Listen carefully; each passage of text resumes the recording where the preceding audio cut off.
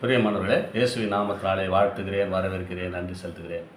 நன்றாக இருப்பீர்கள் நம்புகிறேன், விசுவாசிக்கிறேன். இயேசுவின் நாமத்தினாலே உங்களை ஒவ்வொருவரையும் ஆசீர்வதிக்கிறேன்.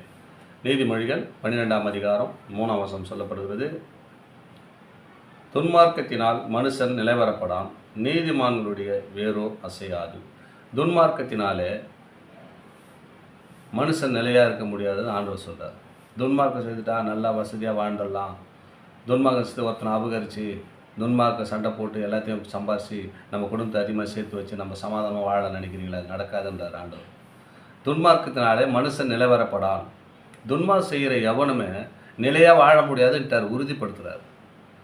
உன் ஆத்மா நிலையாக இருக்காது, உன் குடும்பத்தில் சமாதானம் இருக்காது, உன் குடும்பத்தில் சந்தோஷம் இருக்காது, உன் பிள்ளைங்களுடைய வாழ்க்கையில் சந்தோஷம் இருக்காது. ஏன்னா துன்மார்க்கம் துன்மார்க்கத்தினால மனுஷன் நிலைவரப்படான், நிலையாக வாழ முடியாதுன்றார். உன் ஆத்மா நிலையாக இருக்காது, உன் குடும்பத்தில் சந்தோஷம் இருக்காது, சமாதானம் இருக்காது, உன் பிள்ளைங்களுக்கு சமாதானம் இருக்காது. ஆனால் அநேக பணங்கள் சேர்க்கலாம், பொருட்களை சேர்த்துடலாம், அது உன்னை புசிக்கவும் முடியாது. துன்மார்க்கத்தினாலே மனுஷன் நிலைவரப்படான், நீதிமான்களுடைய வேரோ அசையாது. நீதிமான்களுடைய வேறு பாருங்கள். நீதிமான்னா யாருங்க?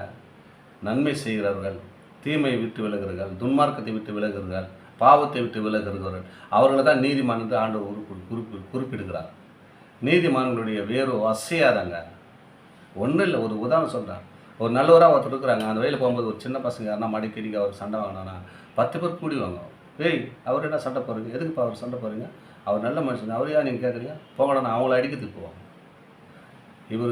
அதுதான் நீதிமான். இவர் உலகம் ஃபுல்லாக நன்மை செய்கிறவராக இருக்கும்போது ஒருத்தர் யாருன்னா கேள்வி கேட்டால் அவருக்கு சப்போர்ட் எத்தனை பேர் வராங்க பாரு. அதான் சொல்கிறார், தூதர்களை கட்டளையிடுவோன்னு சொன்னார். தூதர்னா யார்? தூதர் ஸ்ட்ரெயிட்டாக வர மாட்டாருங்க.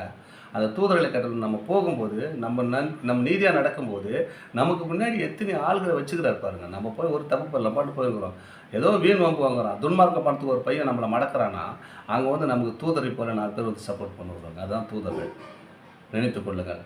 அதுதான் சொல்கிறார், துன்மார்க்கத்தினாலே மனுஷன் நிலைவரப்படான், நீதிமான்களுடைய வேரோ அசையாது. அங்கே அசைகளான்னு பார்த்தா அசைய முடியாத பற்றியா 10 பேர் சப்போர்ட் விட்டுருவோம். அதான் நீதிமான். நீதியாக செயல்பட வேண்டும். நம்ம வாழ்க்கையாக இருக்கட்டும், குடும்ப வாழ்க்கையாக இருக்கட்டும், வேலை ஸ்தலமாக இருக்கட்டும், நம்ம நீதியாக நடக்கும்போது நிச்சயமாக கர்த்தர் வேறு அசையாதபடி நிலைநிற்க பண்ணுவார். உங்களுடைய வாழ்க்கையில் துன்மார்க்க செயலை விட்டு விடுங்கள். துன்மார்க்கத்தினே மனுஷன் நிலைவரப்படான். துன்மார்க்கம் செய்து அநேக சொத்துக்களை செய்யலாம், எல்லாம் பண்ணலாம், எல்லாம் பிள்ளைகளுக்கு அதுக்கு சேர்த்துக்கள் பண்ணலாம். ஆனால் துன்மார்க்கத்தினே நீ நிலையாக வாழ முடியாது.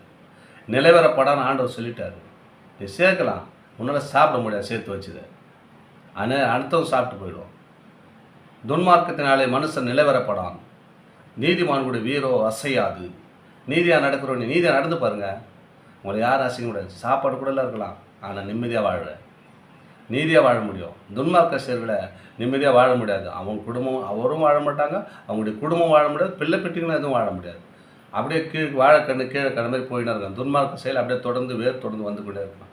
துன்மார்க்கத்தை விட்டு விடுங்க, தேவையில்லை. நமக்குலாம் நிம்மதியாக வாழணும், சமாதானம் வேணும், சந்தோஷம் வேணும்னா நீதியான வாழ்க்கையை தேடும். நீதினா என்னங்க? நீதி என்ன? நீதி உதவி செய்யல, உபத்திரம் பண்ணாத இருந்தால் போதும். உதவி செய்யமுல்ல கூட உபத்திரம் பண்ணக்கூடாது. அப்படியாப்பட்ட வழியில் நம்ம வாழும்போது நிச்சயமாக கர்த்தர் உங்களை உயர்த்துவாருங்க. துன்மார்க்கத்தை விட்டு விடுவோம், சமாதானம் சந்தோஷமாக வாழ பார்ப்போம். ஆண்டவர் உங்களை ஆசீர்வதித்து வழி நடத்துவாராங்க. ஆமென்.